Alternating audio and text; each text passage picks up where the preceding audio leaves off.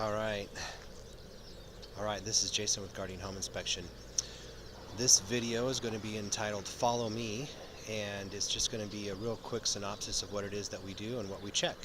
So the first thing we do is we hop on the roof and we check all the shingles, the flashings, the roof penetrations, and we make sure that everything's in good condition.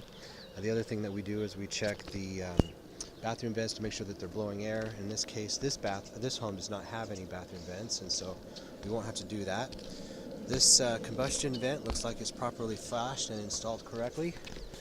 That plumbing vent looks like it's in good condition, and these roof vents are all in good condition. The shingles are properly installed and everything looks great. We're coming down to this transition here where this covered patio transitions into the roof, and it all looks pretty good. I have no idea why there's a rock up here, but we'll get it off the roof. The next thing we do is take a look at the soffit and eave areas. We look at the windows, we look at the siding, we see if we can find any defects with these areas, and we'll walk around the home looking for defects. There's not a defect here, but I just wanted to show you how if you can see it in the video, when you don't have gutters installed, like we don't up here, you can get some splashback onto the siding. This siding is vinyl siding, and you don't have to worry too hard about it deteriorating over time. If this were wood siding, you might find some wood rot in those areas. Alright, I got a small discovery here. We got some step flashing installed up there, but we're missing some kick-out flashing. The kick-out flashing is going to prevent water from going in behind the vinyl siding right there. In this case, there's a little bit of flashing, but it appears to be inadequate, so I'll call that out. Alright, I don't know if you can see it in this video or not, but this window seal has failed, and you can see the discoloration on the inside of the window. At least I can. Alright, we've got some parge coating on this foundation wall. It's just a coating that's been spread over where it's deteriorated. Here this sounds solid. It's got a lot more hollow sound. This is starting to deteriorate. You can see the evidence right there and over there where it's bubbling out. The next thing we've come to is this electrical panel. I'll do another video sometime about the electrical panel, but I evaluate the electrical panel. So looking at these windows, they all look like they've got discoloration as well. I don't know if you can see that or not with the video, but it's pretty clear to me with my eyes in person. This is an interesting thing that we don't see, kind of a relic from the past. This home used to have, at least I think it used to have, it's hollow, an oil furnace. I think it's been abandoned, and this is just remaining. So I mistakenly thought that this was a attic access because I didn't see one right off in the inside of the home. When I took this piece off, I saw that they had covered the gable vent. So this area right there is a critical thing to be left open so that the roof vents on top can work correctly. Taking a little bit closer look, I don't see any soffit vents or any way for the air to get inside the attic other than that right there. And yes, I did see that. Alright, so the next thing we're going to do is check the front door. We do that by looking for light coming in anywhere around the perimeter of the door and checking the weather stripping. So the weather stripping looks like it's in good condition. It's difficult to do with just one hand, but I will shake the door with two hands or wiggle it and see if I can get the hinges to move. The hinges are in good condition on this. This door looks to be in good condition. It closes correctly, it latches correctly, it locks correctly, everything looks good. I've also turned on the front light just to make sure that it works, and it looks like they're working. So I'll move around the home in a clockwise position, or in a clockwise manner, and I move around the rooms in a clockwise manner. I'll check all the electrical. This home has two kinds of electrical. I've modified a tester to use on an older home. This will not check polarity, but at least it'll tell me if there's power to that receptacle. With this style, a more modern receptacle, I can test it with a normal plug-in or tester, and this one tests correctly. Now I'm going to move over here to the window. As I'm looking around the window, you can see that this is some old lath and plaster. We got some minor cracking. This is actually really typical in an older home. I don't know if you can see that or not, so let's put some light on this. There we go. This window has been replaced, so I will test it a variety of ways. Pushing in just to see if I can get this to flex in through here to make sure that it's got enough fasteners around it. I'll test the locking mechanism, make sure that it opens and closes correctly. So I just made an observation. Here's the heat source, and when you go into the bedrooms, it's immediately a lot cooler because there is no ductwork. There's no ductwork in any of these rooms in here. Alright, so I found a door with a loose hinge, and this is what I want to do to show you. I've got one hand, I want to press in, and that door will go back. I don't know if you can see that or not, but what that affects is how this door closes. When you go to close it, it binds up right there, and it doesn't want to work correctly. Alright, this seems to be my only accessible attic spot, so there's not a lot going on in through here. Normally in an attic, well, I think I'll take you to another home to do the attic space. Let's just do that. Alright, so I found a different attic to inspect, one that we can actually see. So we'll just start by some of the things that we're looking for. So let me just zoom in on here. We're making sure that all the ductwork is going, all the exhaust fans are connected and terminate at the exterior of the home. So you can see that comes out from the bathroom and goes up to the roof, through the roof decking. Right over there we've got an attic baffle. I don't know if you can see that or not, but the baffles are designed to allow airflow through the soffits, so that prevents the insulation from blocking or clogging up the vents.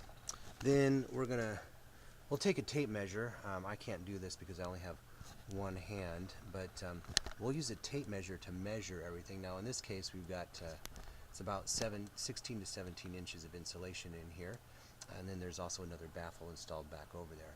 Now on top of that we've got a lot of duct work just in general. So we've got we're in the second story, and all the HVAC ductwork is up here in the attic space, and so we'll make sure that these are all attached. We'll look at the framing, make sure that it's all secured, and a lot of times we'll find mold in the attic, and in this case I think we're good. We're not seeing anything. We got the combustion vent over there going through the roof. That all looks good. Looks like we can see the strapping. And anyway, that is some of the things that we're looking for inside the attic. So I found this window here when I open the latch and pull on this with all of my weight. Believe it or not, I'm pulling pretty hard. This window appears to be stuck shut, so we'll just document that for the buyer. In addition, it also has the broken seal. I don't know if you can see that or not. Alright, so I'm in the bathroom right now, and while we're in the bathroom, I've been running the water for a while now.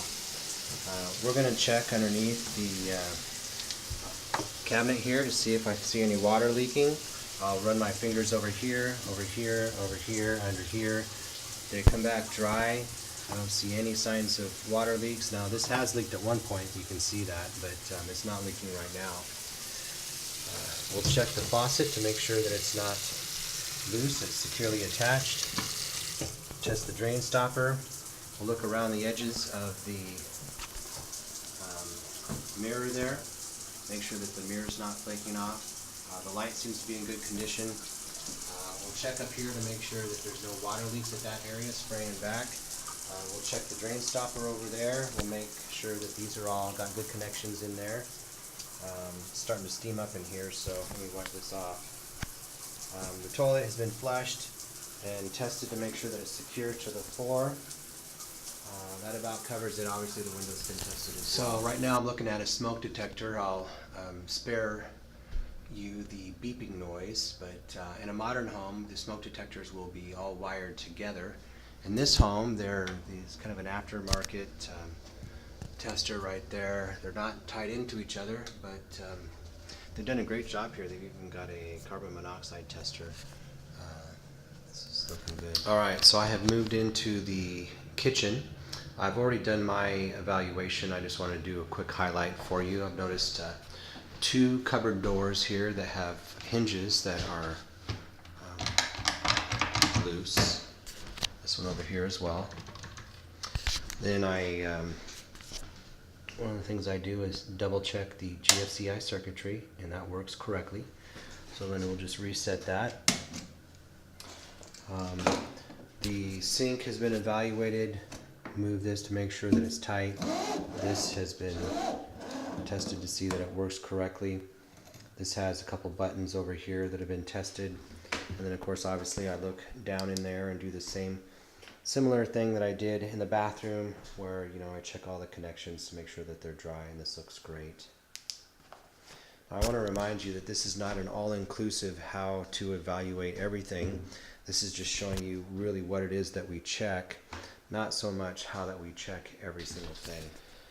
Okay, so the oven has been tested. I will put our foot down here and pull this back to make sure that it's got a tilt guard on it, and so this cannot be tilted back. All the oven features have been tested. The broiler has been tested. Right now I'm checking the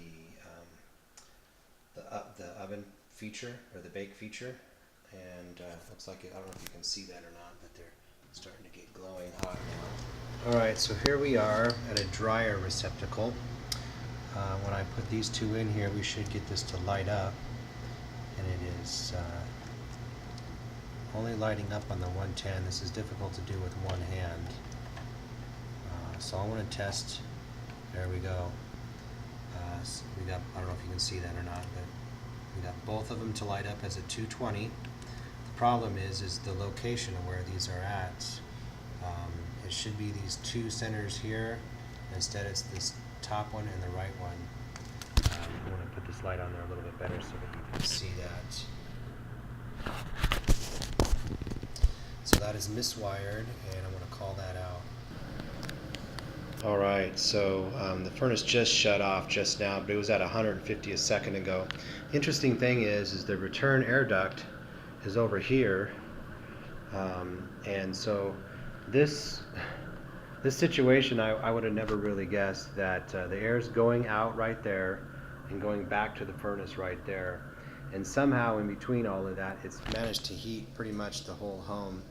So when I first got here, the temperature was set at 47 degrees, so it was cold. I've been here probably about an hour and a half now, and as I walk into these other bedrooms, believe it or not, there is a significant temperature change, but it's not too bad in here actually. I noticed as I was coming up the stairs from the basement that I could feel the heat moving around the house. Alright, so we got a newer water heater here. Looks like it's in good condition. We've got a conduit going from here into the wall. We've got the TPR valve is into pipe going away from it. Got a shut-off valve over there. We don't have a drip pan in here, and this basement floor does not have, near as I can find anywhere in the basement, any drains. The furnace is going to get loud here. I'm going to try to wrap this up quick.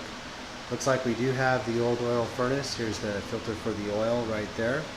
This has been recently serviced, and it looks like it's in good condition. So it's kind of a relic from the past, and I guess if it's not broken, don't fix it. Alright, so we got some concrete walls here. You can see where, or at least I can see, you might not be able to see in the camera, the color discoloration on the wall. So these concrete walls are always, in these older homes, they're always going to have some level of moisture intrusion. Concrete is porous, the water wicks through. If they ever sealed the opposite side of this wall, that is probably started to fail at this point, and so moisture starts working its way in. The paint on this wall will probably start to flake off over time. It looks to me like it was recently painted. You'll get little areas like that just come off onto the ground.